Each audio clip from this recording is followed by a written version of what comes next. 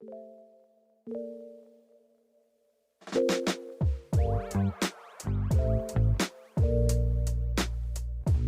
everybody. Welcome to another episode of Find Your Model Health, the official podcast for those looking to optimize their long-term health and weight goals and understand how their body really works. I am your host. I'm Shemaine Linney. I'm a fitness and nutrition expert, certified iridologist, and integrative health practitioner. I'm very happy to have you back with me for another piece of your day. And today we are welcoming a returning guest. Today we have Dr. Glenn Livingston on.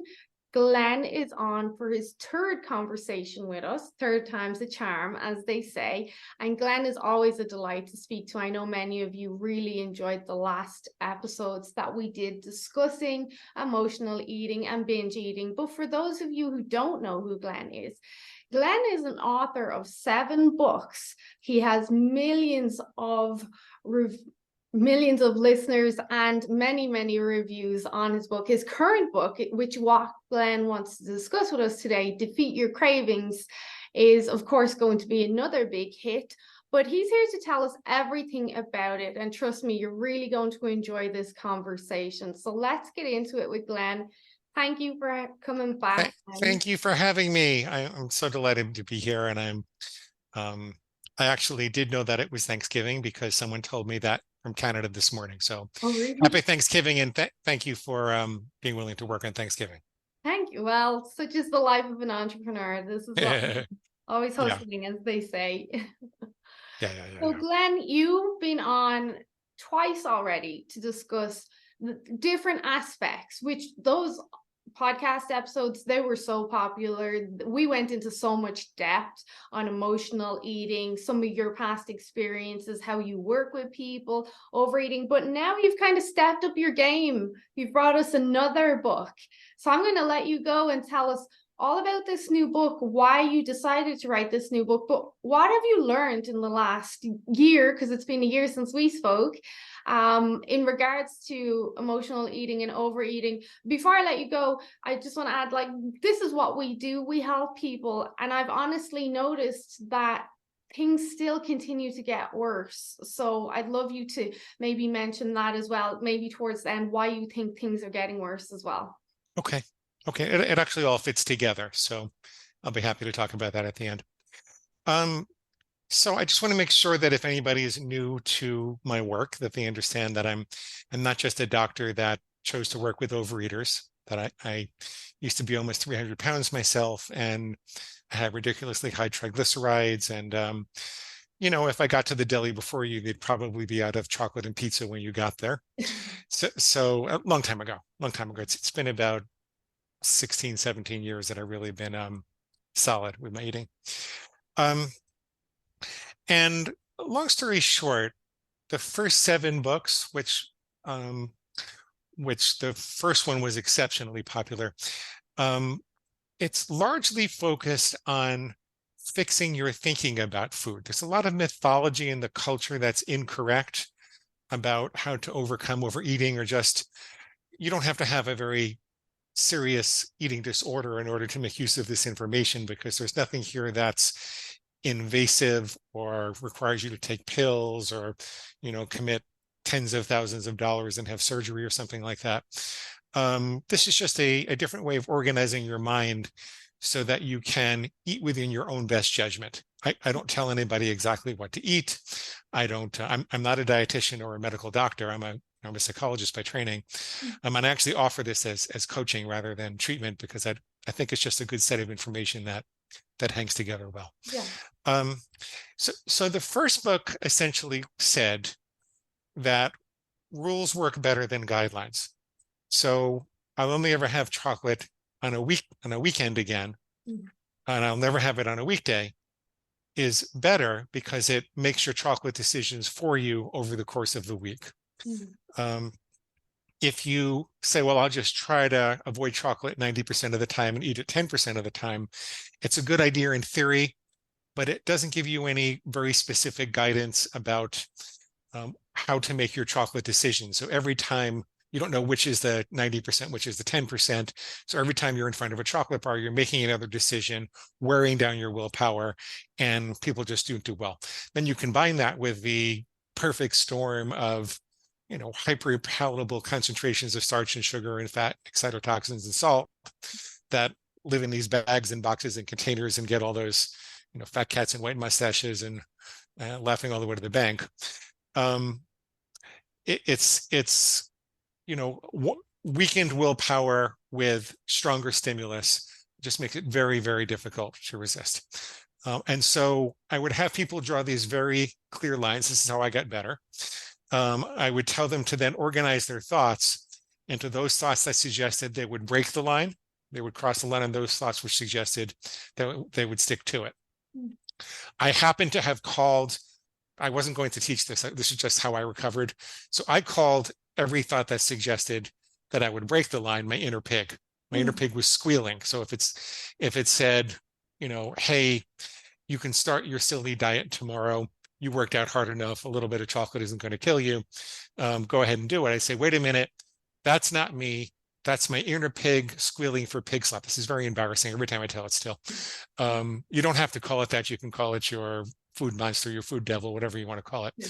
But the point was that I had an analogy that made me kind of angry about this thing inside me that seemed to be taking over and making me eat beyond my own best judgment. Because if I made a rule that said I'm not going to have chocolate during the week, I did it for a good reason.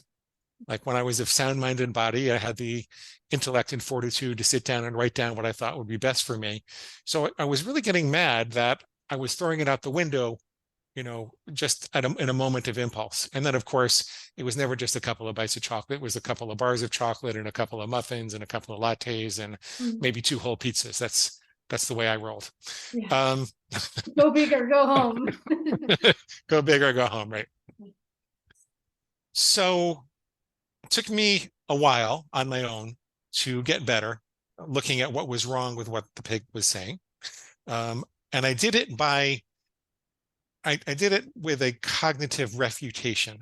So if the pig said it'll be just as easy to start tomorrow, I would say, no, it won't, because the way the brain works, the principle of neuroplasticity says that if you have the thought, start again tomorrow, and then you have some chocolate, you will have reinforced that thought and the craving. So you'll be more likely to have a stronger craving tomorrow for chocolate, and you'll be more likely to have the thought. So if you're in a hole, you got to stop digging. Always use the present moment to be healthy. That's an example of what I would call a cognitive refutation. There were these irrational thoughts that would justify the indulgence, and I would refute them. Over the course of many years, I got a lot better by writing in my journal about it. Now, once I published the book and it got popular, I started running these coaching programs because I couldn't do it all by myself. I wound up hiring a bunch of coaches, and we've worked with over 2,000 people over the course of that time. The first 5 years or so of that experience involved making the whole process faster, so I could fix your thinking faster. And so now, as we were ending that phase, as I kind of ended my work with my ex-partner, and we're ending that phase of the work, when people would come in 30 days later, they had a 90% reduction in their overeating episodes. And then if they stayed with the tool, that tended to hold up, somewhere around 70-80%. If they didn't stay with the tool, then it reversed itself. But it was still largely about fixing your thinking. Now here's the problem that I ran into with that. It worked.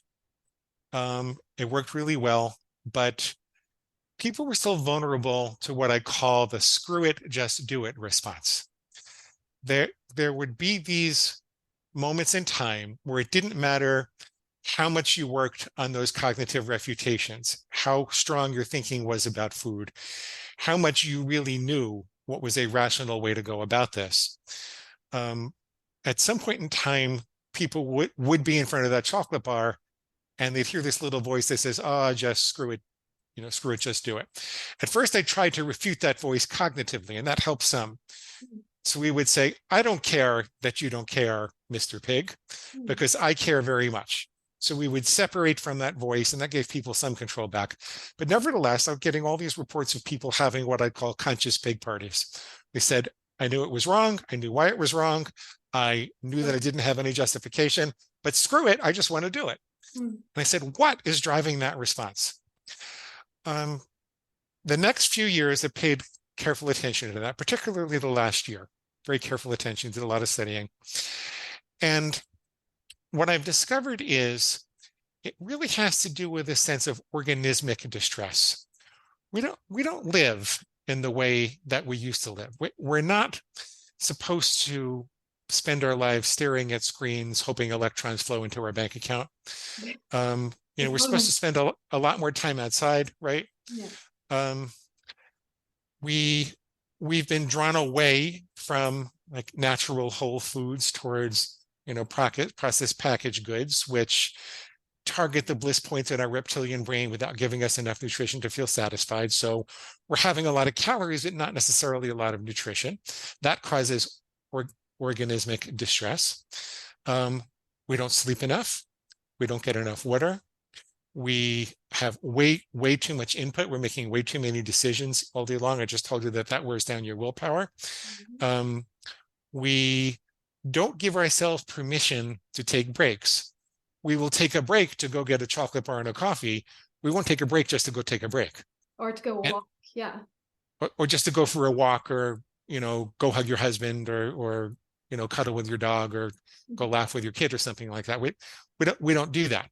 So we're giving ourselves permission to relieve the organismic distress with a chocolate bar and a coffee, or a muffin and a bag of chips, or all the things that people run to.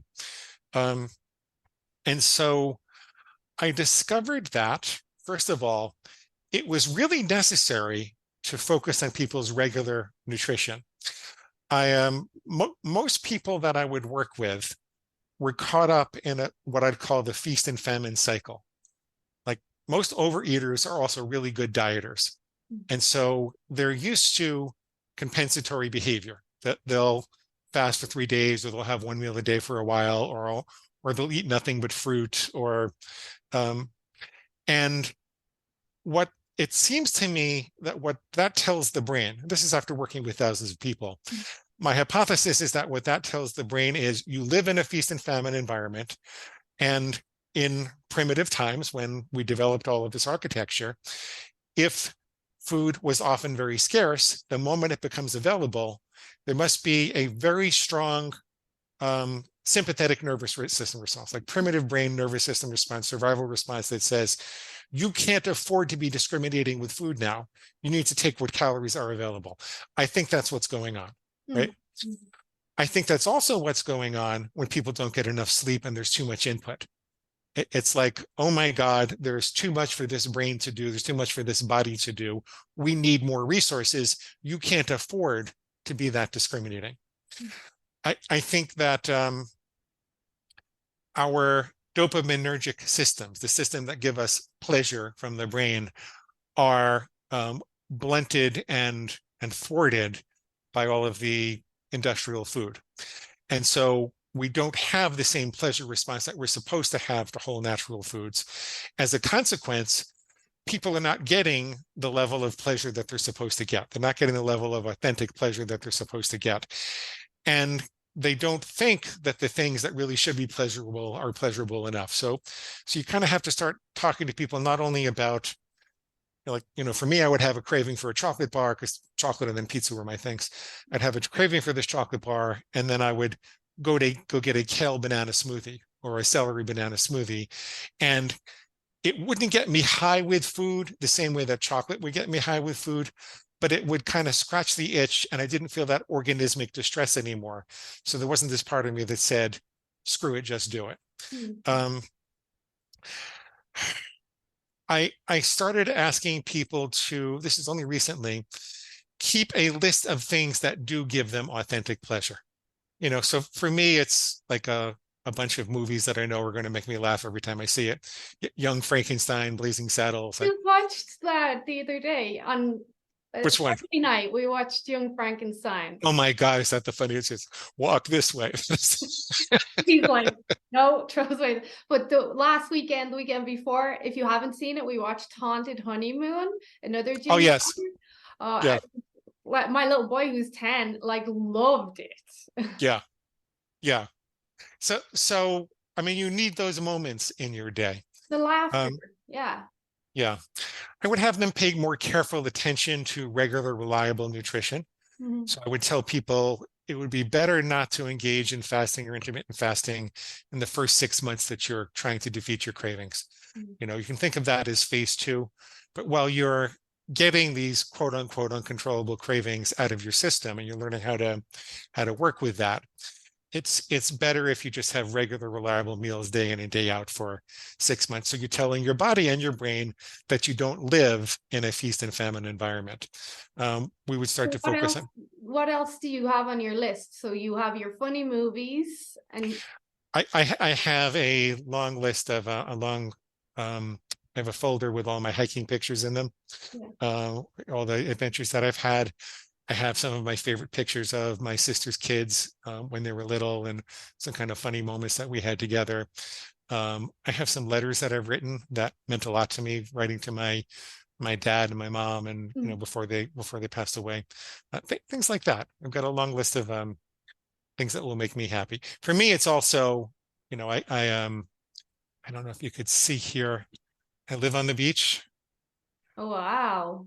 so Way to make I us jealous in Alberta where we're landlocked. I also live in a 650 square foot apartment so that I can live on the beach. Mm. Um, so don't be too jealous.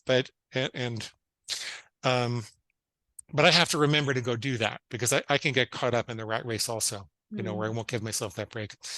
I'll jump in the pool. I go to yoga. I go to these cardio classes. Sometimes I'll just take a nap. And sometimes it's just 10 minutes. Sometimes I don't have time but I'll just take a little cat nap for 10 minutes and it makes a world of difference. Mm. So there's a lot more focus on what might seem cliche, but I think I understand why it works now. There's a lot more focus on self-care. It's like you can't you can't use these thinking tools to brute force your way through life and get even more caught up in the rat race and expect that you're going to be able to control yourself all the time because your brain is set up to allow only a certain amount of organismic distress before it pushes your rational brain aside. Mm. So, the good news and the bad news is overeating is actually a symptom of lack of self-care in many ways. Mm. Um, and so I've been focusing more on helping people to do that, and that's been extremely helpful. Mm. And do you want to ask more questions about that? Because I can go into some other things that we learned. Well, back to the lack of self-care, I agree, and I also think it's the lack of happiness as well. We're trying to fake happiness. What you were saying about the rat race, I get caught up in it so much, but then I'll just feel so overwhelmed, like I can almost not breathe, and I'll snap at everyone around me and then I do have to talk to myself, like you said, and I have to say, Shemaine, just stop. Like, stop, take a break. It's not going to be the end of the world. But when I'm put in that position, I could very easily go towards like 20 chocolate bars. Chocolate is my vice. Or I just keep working and then I skip food.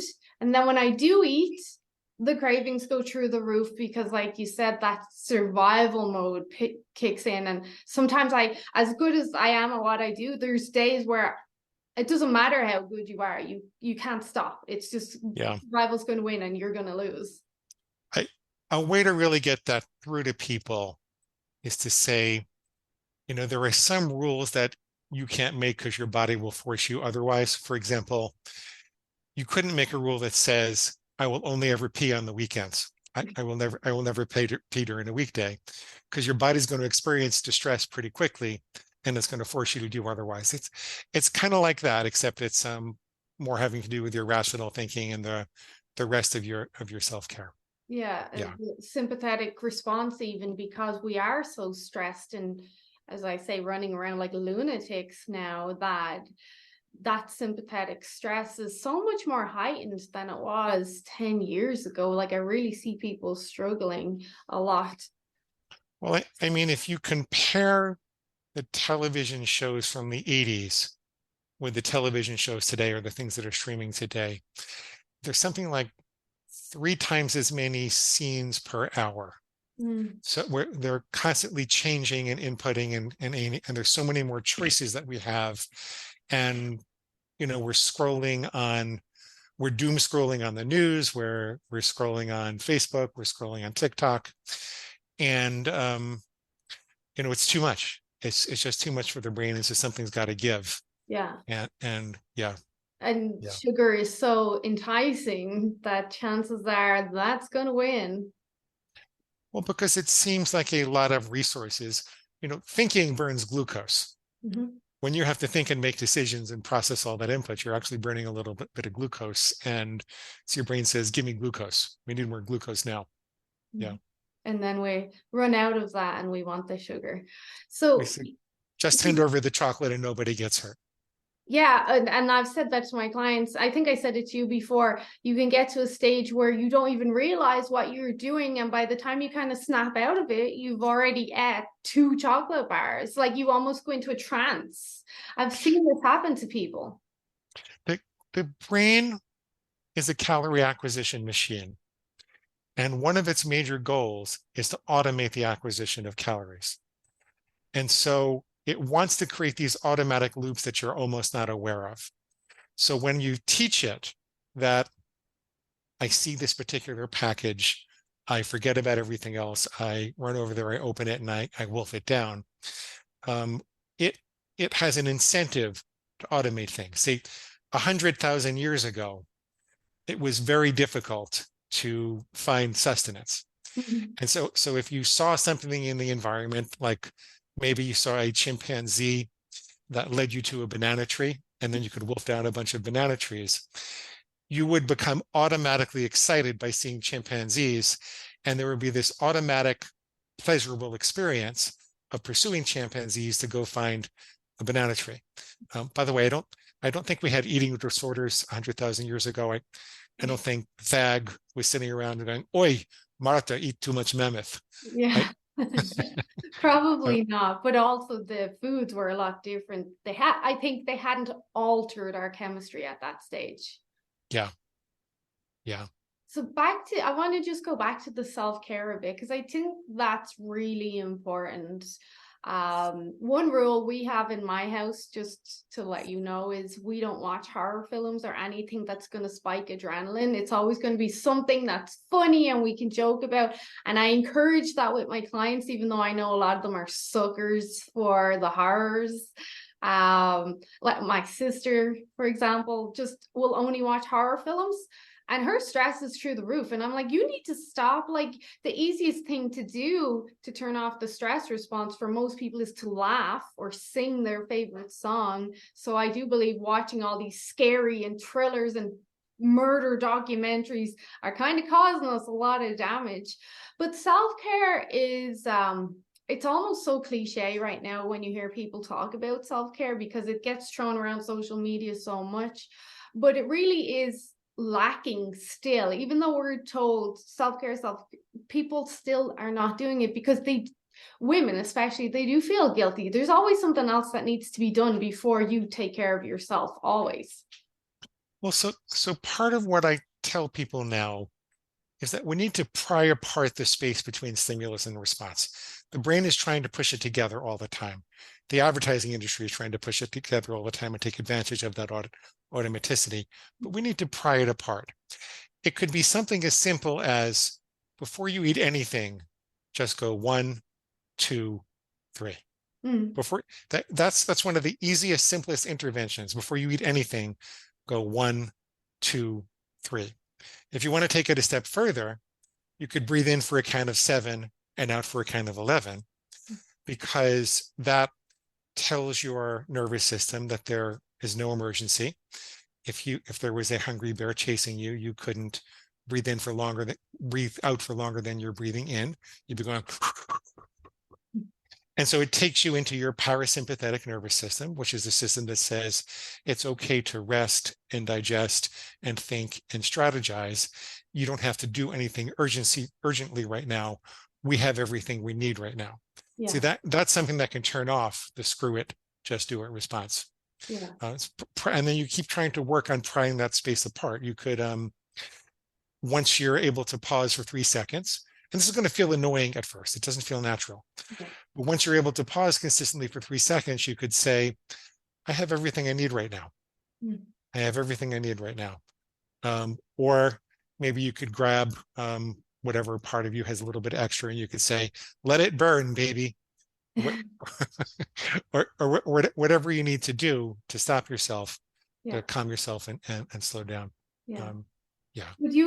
I think you do agree, because you kind of alluded to it already, that the way since society is constructed nowadays, the odds are stacked against us in regards to everything. But the self-care, like, oh, you don't have enough time for self-care because there's 20 other things that needs to be, obviously the food industry. We could even go into like the whole social media aspect. Like, I almost feel society is being molded now to work against us. Yeah. Oh, yeah. And your inner pig will tell you that you can't afford the time for self-care. The truth is you can't afford the time not to do it, because we've done reader surveys and I've asked people, how long does it take to overcome an overeating episode? And it's at least 24 hours. So it's really sapping people's productivity. It makes them cranky with their kids and their mates and their, their parents and their work. And they sit and, they're sweating bloated on the couch rather than engaging in life and pursuing their goals. So I actually think that doing this is something that puts time into your life. It's not something that takes it out of it. But when you're caught up in it, it feels like there's just no You're alternative. not going to Like win. Yeah, you really it feel feels like, like you're not going to win. yeah. Yeah. Or how much longer is this going to take before I've overcome this? And it's just a constant battle for a lot of people, which in itself is disheartening. Like, you can see why people are struggling so much. Yeah. And like, it's just chit chatting here, but it's just constantly getting worse all the time. Like, the new research that's came out showing that over 85% of people have metabolic issues. 80% of people are on some sort of sleep or antidepressant medication. It just keeps compounding all the time. And I think you're right. We need to stop and go back to the beach, go back to nature, and stop the whole lot. Well, and people think a pill or a surgery is what's going to fix it. And I can't override anybody's doctor because, like I say, I'm not a medical professional. But we get these pills that come out, and now I think Ozempic is supposed to Yeah, I was be going to ask resulting. your opinion on Ozempic, semaglutide. Huge here, like, big deal here. I mean, we have an epidemic of diabetes and diet reversible problems, and it might be that they're doing more good than harm. But I was reading about some gastric paralysis and other side effects that are starting Oh, to yeah. come out, and when you take that, you're kind of telling your inner pig that it's stronger than you, and that you need this chemical You need intervention. extra help. Yeah. So I always tell people, listen to what your doctor says, but let's see what we can do cognitively. Let's see what we can do with these interventions of authentic pleasure first. And not necessarily first, but at least at the same time, we will see, because what happens if you can't keep taking the medication? Well, I hadn't considered it like that, actually. And I've done a lot of talks on this with my clients. And I get the side effects, the pros, the cons, and all, but I hadn't considered what you just said there, that by kind of throwing in the towel and saying, okay, I can't do this by myself, I need this extra help.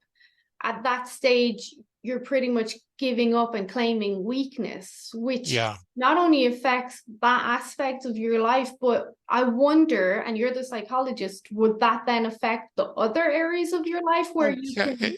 It's an illusion of powerlessness. It's a devil made me do it approach to life.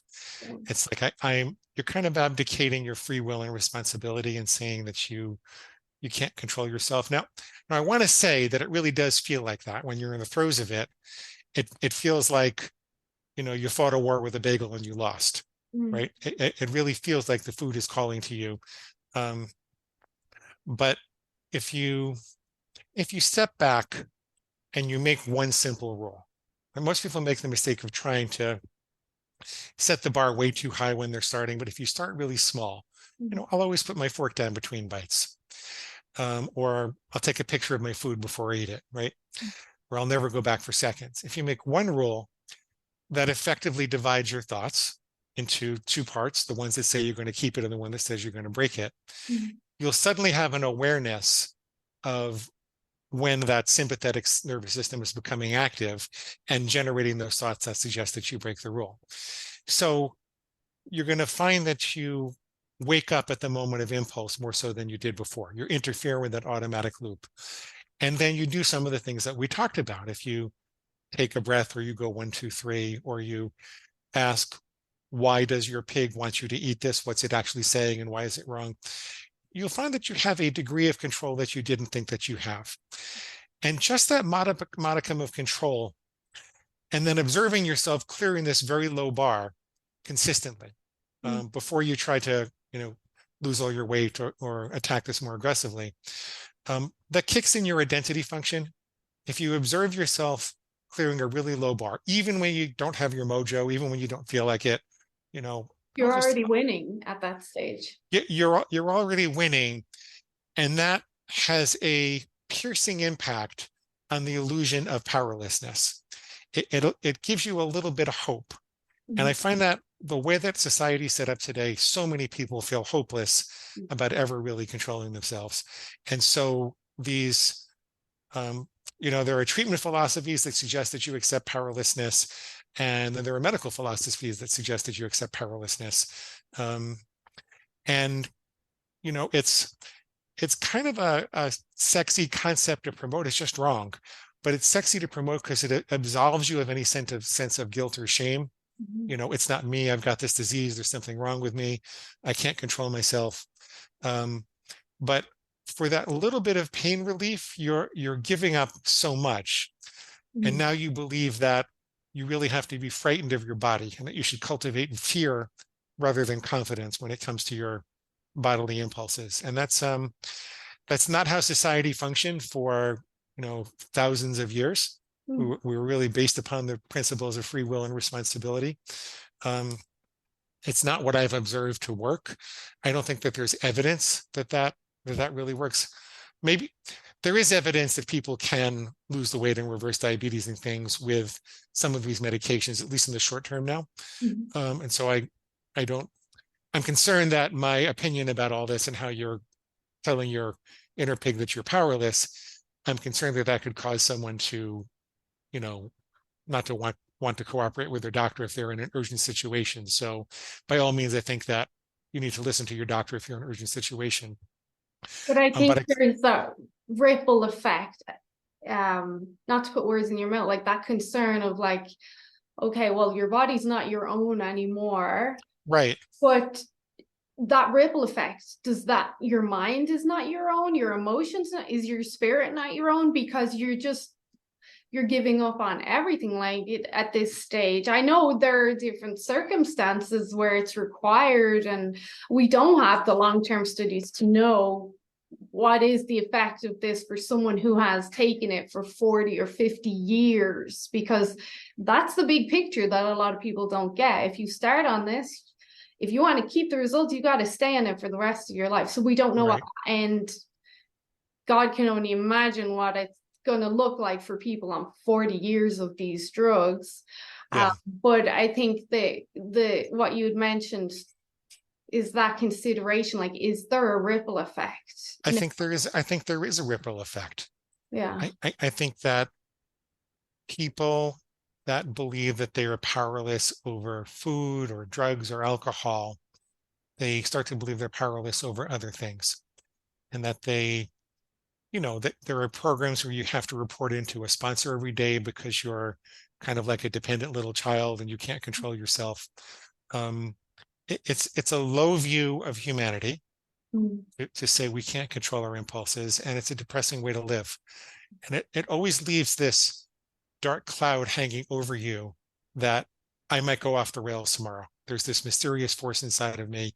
If I skip a pill, if I'm exposed to, the wrong stimulus, if I'm at a party, if something, you feel like you're going to go off the rails at any point, and it's a depressing way to live, as opposed to claiming your birthright of self-control and self-discipline and seizing the day because you can confidently go through it. That's what I think. So I think, yes, there is a ripple effect. Yeah, and before we move on, just as you're speaking there, it just dawned on me, like, just, we're not saying don't do it or do it. We're just helping people understand the different variables and potential consequences. But another consequence, which maybe nobody has considered yet, is, like you mentioned, if you give in to this and that's acceptable, what else is acceptable? Abusive relationships, is that acceptable? You're too weak. Oh, you can't turn up to work because it's too difficult, because now we're used to being easier on ourselves. But I mentioned 85% of people have metabolic issues. So let's say a big chunk of society starts taking these weight loss drugs, and now it alters everyone's way of thinking. And now the ripple effect is rippling into society, and we're altering society. And maybe I'm over exaggerating, but if we got a big enough number of people taking these and their mental health starts to change, like we mentioned, how is that going to influence everything? Like, there's a lot to be considered. We could keep going and going, but it's not just, oh, I'm losing weight, and there might be some side effects. So here's an alternate way to approach it. If you had a broken leg, you wouldn't feel bad about using crutches for 3 months or 4 months while you were rehabilitating yourself. However, you wouldn't say, I'm just going to use these crutches the rest of my life, right? I think, with your doctor's permission, if you think of it as a crutch, that it's a tool to help you rehabilitate yourself. If you use it while you are learning to fix your thinking and fix your life in such a way that you don't experience this organismic distress as much and you're able to stick to your plans, then I think it could be a useful tool and there's a place for it. But to say I'm going to manage my weight for the rest of my life by taking pills, or some of these treatment programs that say you have to have a sponsor for the rest of your life, I think it's a mistake. I think it's weakening us as a species. I do. Okay. I would agree. So let's move on with the nutrition aspect, which is your step 2. I think let's start with firstly what you had mentioned about, because I agree, and I do this with my clients and followers, the fasting 1 meal a day, obviously super popular now, but I kind of am starting to think, along with the ketogenic advice, we've done more harm than good with these practices when people are not teaching them how to do it properly, or people are just Googling everything and I'm just not going to eat for a certain amount of time, not considering that ripple effect. I can tell you what I've seen in the 2,000 people that we work with. I haven't done a double-blind scientific, peer-reviewed journal study at a third-party independent hospital, but I've worked with a lot of people, and our program is diet agnostic, so we tell people we'll help them on any diet that they want to, within reason. What I've seen, though, is that we get about twice the results for people who have more moderate dietary philosophies than people that have the extreme philosophies. So people try to go ultra low carb or just eat meat, and they never seem to stick, or not nearly as much as the other people. Some people make it work, and we'll work with them, but it's harder for them to stick. People who have 1 meal a day, especially in the first 6 months or so, they seem to lose it 2 or 3 times as much as the people who eat regularly, reliably 3 meals a day. I used to try to be a raw vegan. I was able to do it for a couple of years using this philosophy. I, in theory, believe it might be the healthiest way to eat, but in practice, I'm too hungry and it's too difficult to fit into society. And I also said to myself, I'm 60 years old now, or almost 60 years old, and none of my buddies are eating like that. So do I really want to live to 120 and they're all going to croak it, 90 or 95? I don't think I want to be alone by myself eating a big bowl of bananas when I'm 120. So I've kind of adjusted to a more cooked whole foods, plant-based diet. I wish people would kind of drop, when it comes to overcoming overeating, I think the first goal is not to really make the whole foods, plant-based argument or the carnivore argument. I think it's to get over the extreme diets. There was a meta-analysis with 34 studies, I think, that showed a 25% increase in all-cause mortality for people that are skipping breakfast. Mm-hmm. So it's not necessarily as healthy as you think that it is. What I can tell you for sure is that people who skip breakfast are much more likely to overeat at night. That's what I can tell you for sure. I've seen that over and over and over again.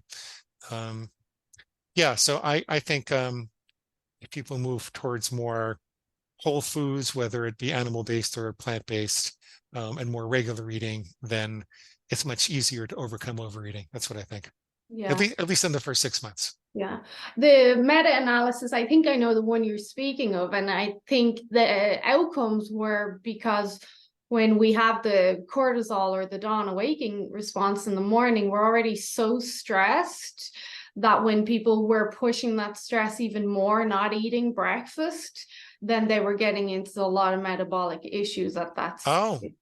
So one of the practices, if you have someone that is very wired, very like strung out on stress, adrenal dysfunction, one of our practices as nutritionists is to get them eating as early in the morning as possible. So I like to give them maybe a 2-hour window from when they woke, because you still want the dawn effect. You still want the natural spike of cortisol, but then you want to start bringing it down naturally. Too many people mess up with these natural circadian rhythms.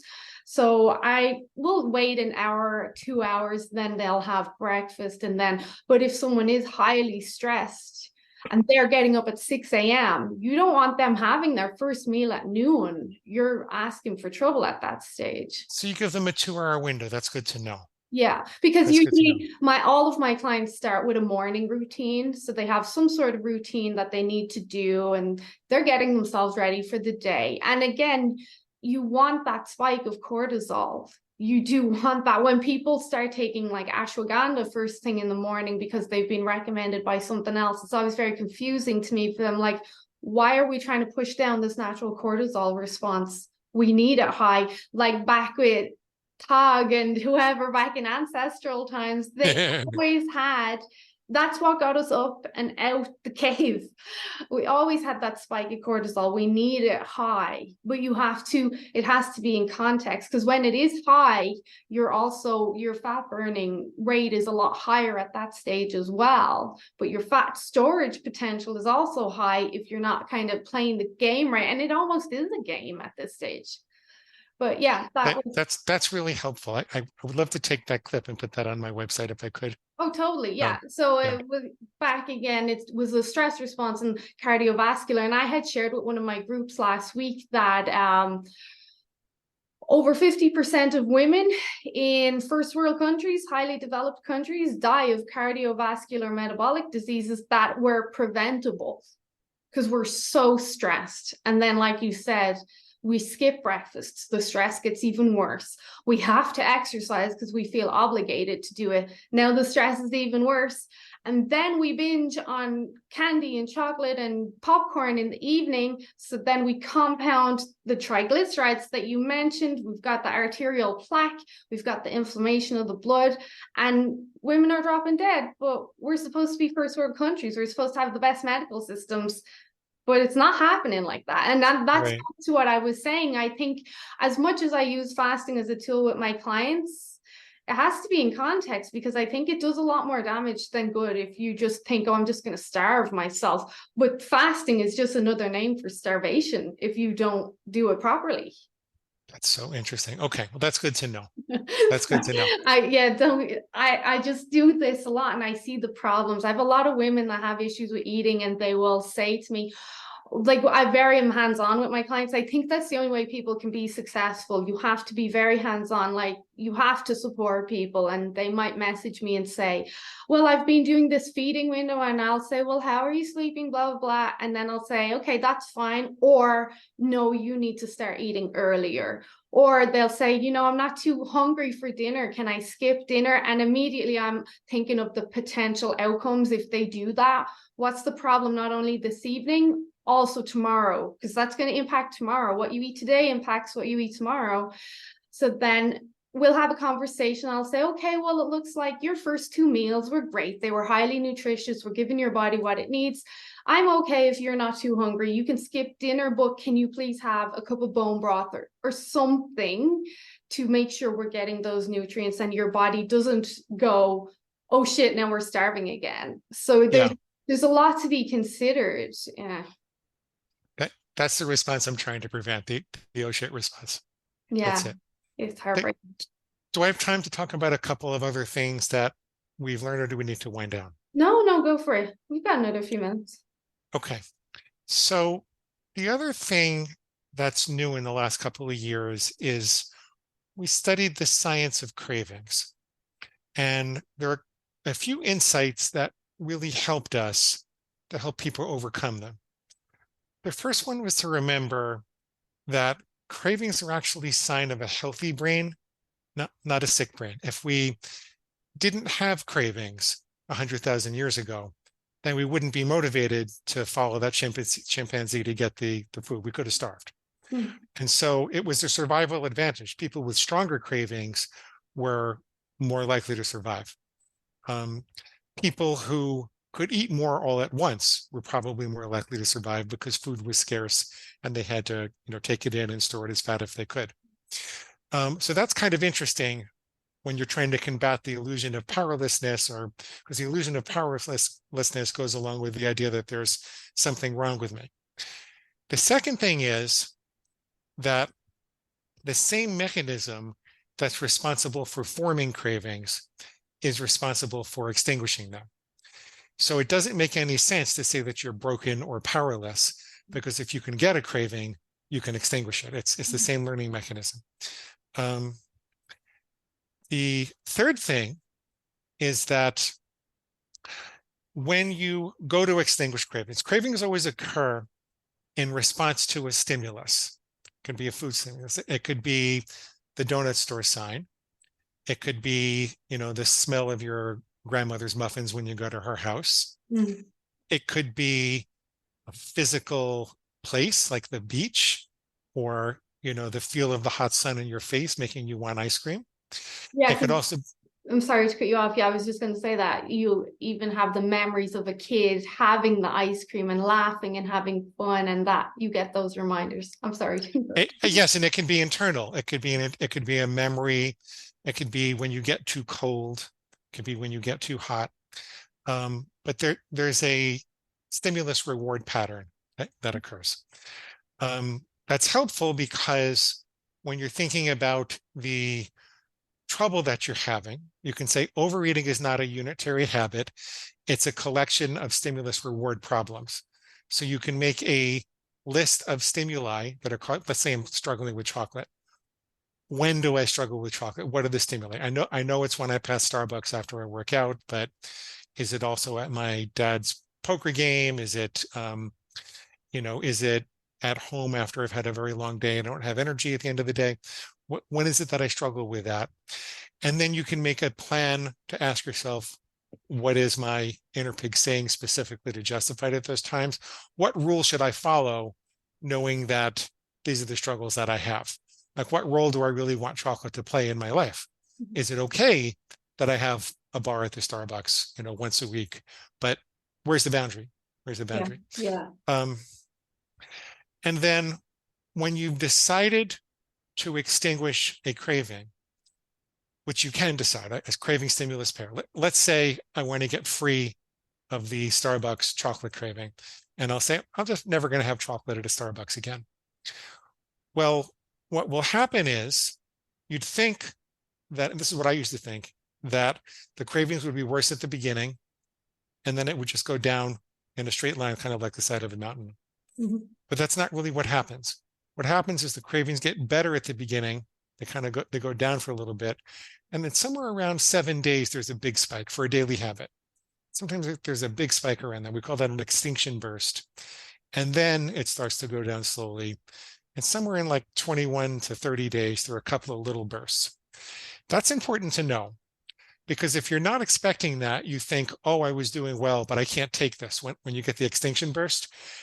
what's happening there is your brain is having a temper tantrum. If you think back to when Fag followed chimpanzees to the banana trees, that was a reliable way to acquire calories and nutrition. So the brain was really happy and it was busy automating that. And then all of a sudden it lost that reliable way.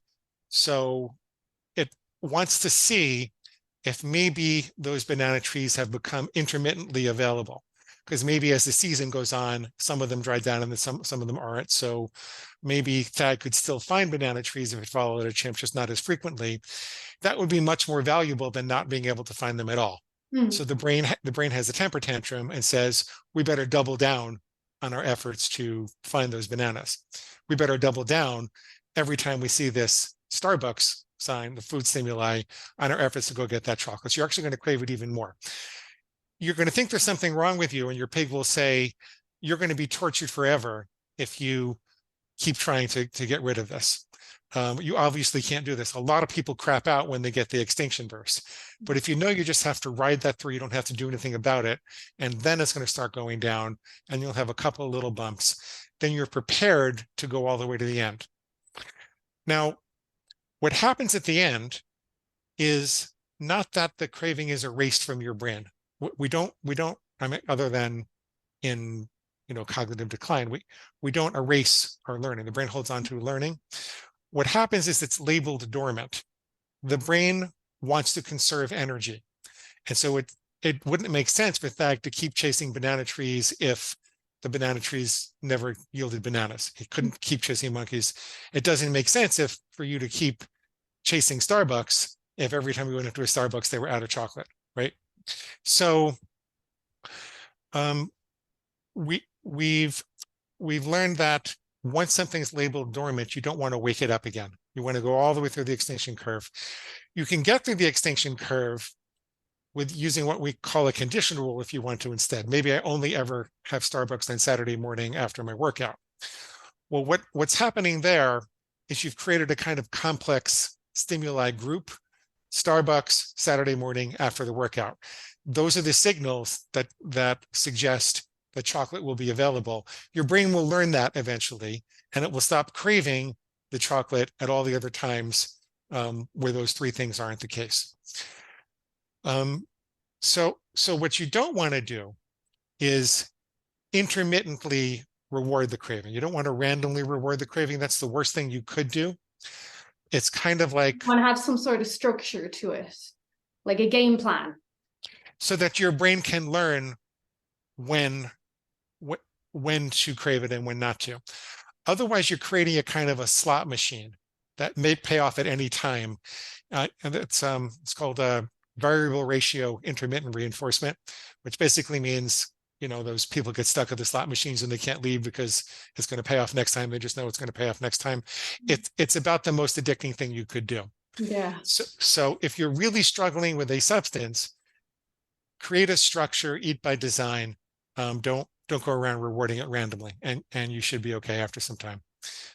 Yeah, I was going to say that because abstinence, of course, would be ideal, but most people are not going to do that. In a sense, they don't want to do it. They would like to be able to enjoy their treat once in a while for that sustainability. So having that game plan or a rule around it can make your positioning easier for sustainability. Yes, and I find that 2 out of 3 people are able to do that. And it varies from substance to substance. Some people can do it with flour, but not with sugar. Some people can do it with chocolate, but not with cheese. So it's really very individual, and you have to experiment to see if it's possible for you or not. Mine would be chocolate, and I'm just kind of giving it from myself. We spoke about my weight loss before, and I could give up chocolate, but I don't want to. I don't want to. I want to be able to enjoy it sometimes. I want to be able to go to a movie and have my bar of chocolate. So in order for that, I have to have a rule, and also I have to earn it as well. I can't just willy-nilly have whatever I want. There has to be that balance. There has to be a balance in my life for it to be. How do you earn it? How do you earn it? Well, for me, because I do have the genetic predisposition to obesity and hypothyroidism and bad circulation and all, everything is stacked against me. So I have to have this balance where I know I need to take care of my health. The 80-20 rule, 80% of the time, I'm eating the healthy food, I'm doing the exercise, I'm getting my sleep, my sunshine, all of that. And then the 20% of the time, I have a bit more flexibility, but I usually have a rule, like only on this day or whatever. It is, and that works great for me, because what I want for myself is more important than the chocolate, but I do want to be able to enjoy the chocolate. Does that make sense? Yeah, sure. It's that why. Say what?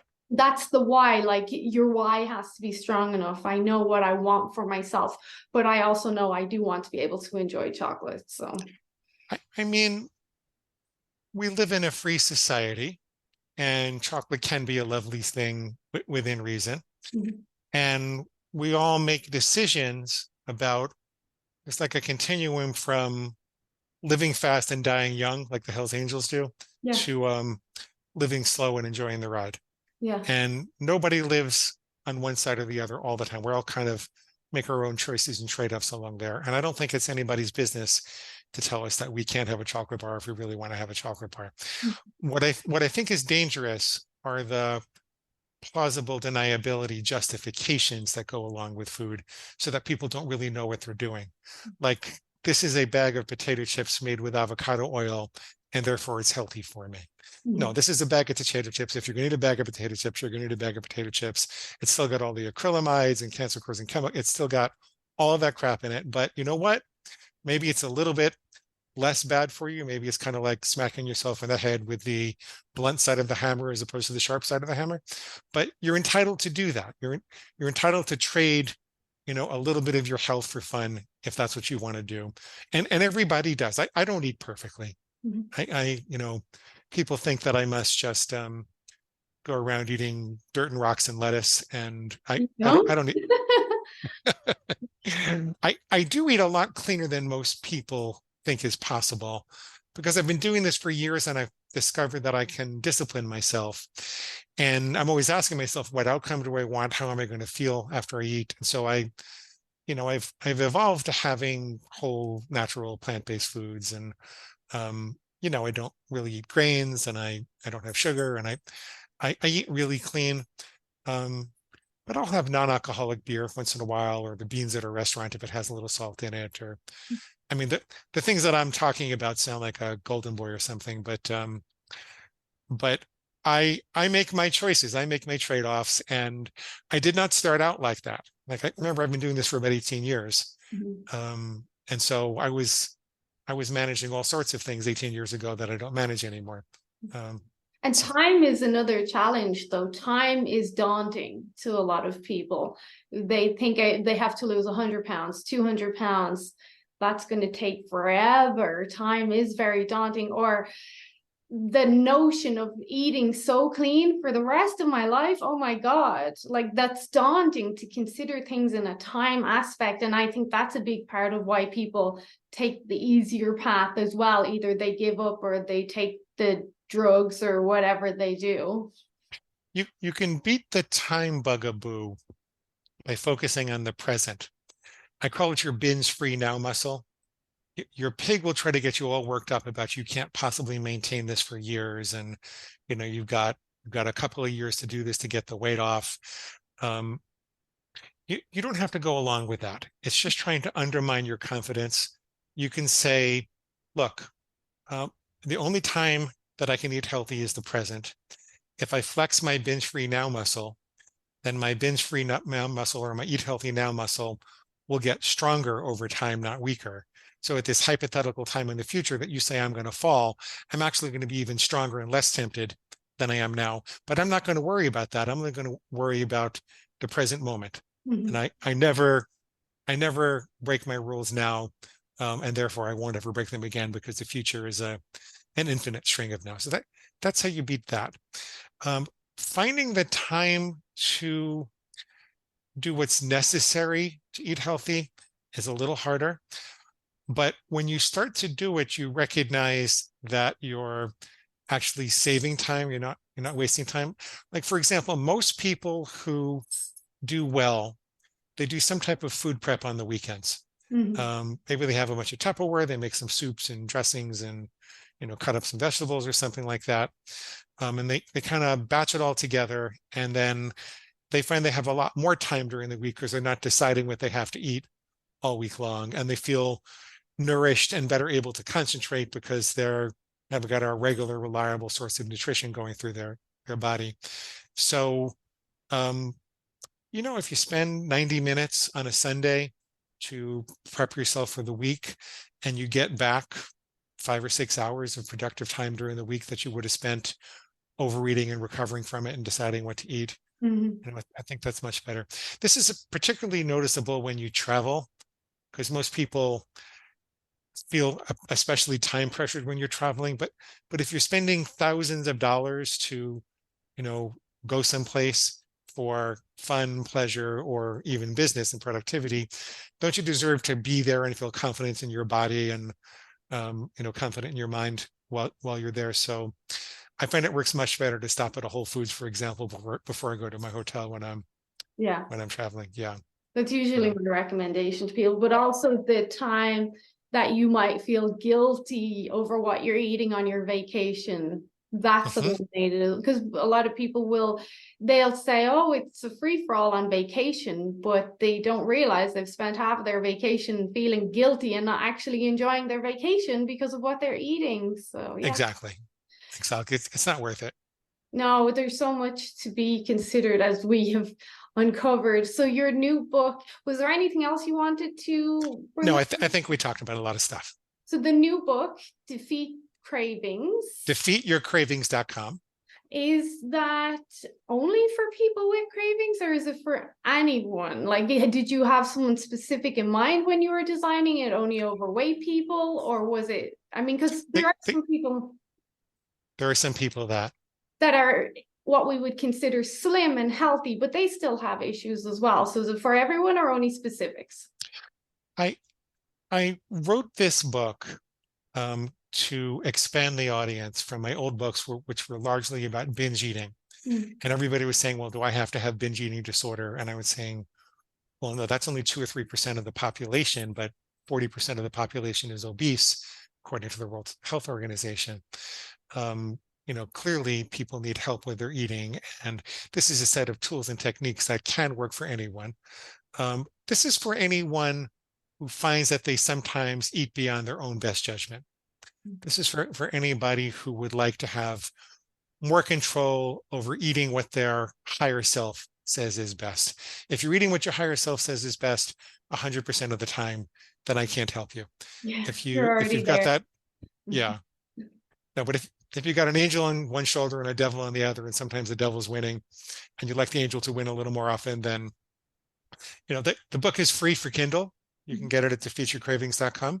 Oh. So you don't really have much to lose, and so yeah, I think it's for everyone. I do. Yeah, I would agree, because I think nearly I don't really know anyone who's 100%.